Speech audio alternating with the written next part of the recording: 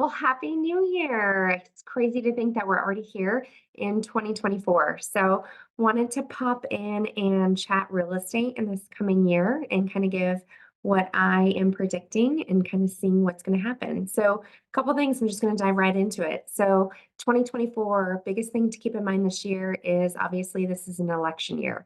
So, that kind of changes the dynamic of our market and our seasonality. So, a few factors that I want to chat about.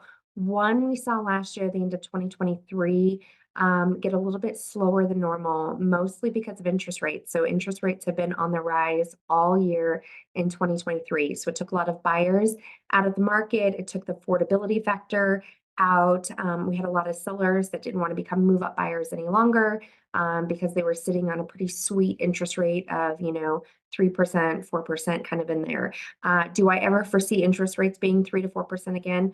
Probably not anytime soon. Something dramatic probably needs to happen for us to be sitting at a 3 to 4% interest rate. So, if you did have that and you were fortunate enough to be in that boat, kudos to you. It's not a national average at all.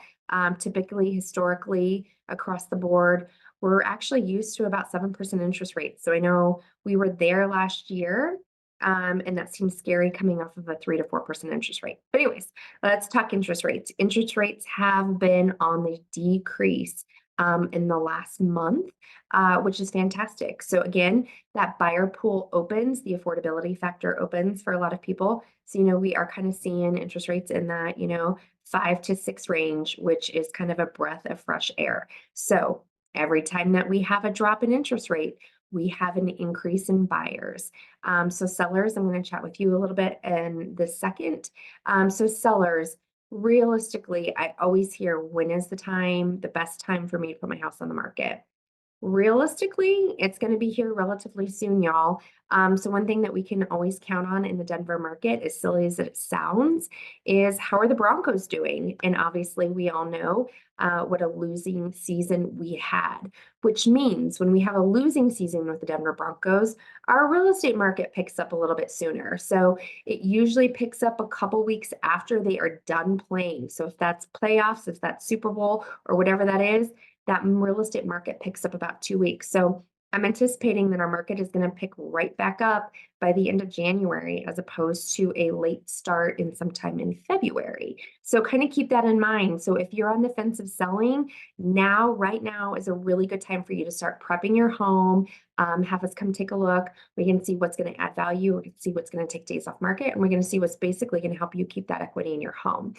So right now, sellers, great time to plan for selling come February.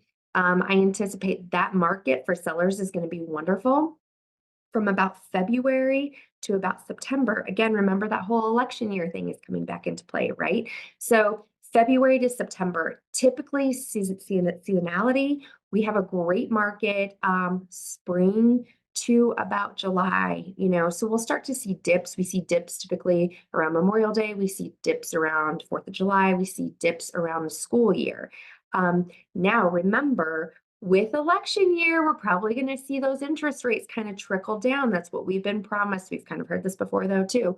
But as interest rates start to dip down, it changes the seasonality of our market. Okay. So again, if you're a seller and you are interested in selling, your prime window for equity is going to be that February to May range. So that's kind of our target if you're trying to maximize everything as far as your equity. Buyers, buyers, buyers, buyers.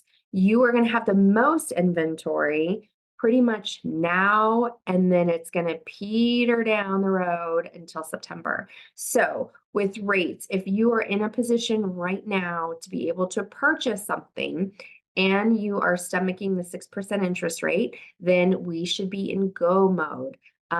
There's going to be more competition when rates go down. We're going to have less sellers entering the market. So just kind of think about functionality.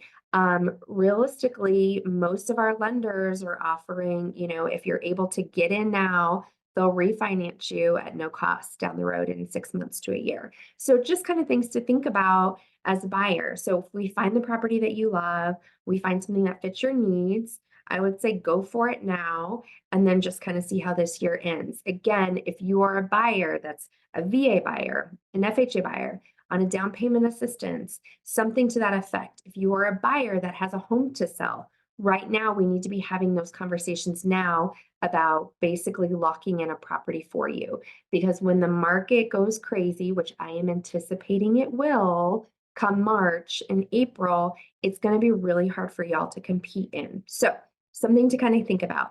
Obviously, there's no one size fits all for everybody. So, we would love to have a real estate conversation with each and every one of you and kind of tailor your strategic plan to what's going to fit your needs for coming 2024. So, as always, if you all have any questions, we are available.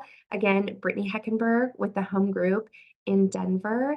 And again, we just want to wish everybody a very successful and happy 2024. Thanks, y'all.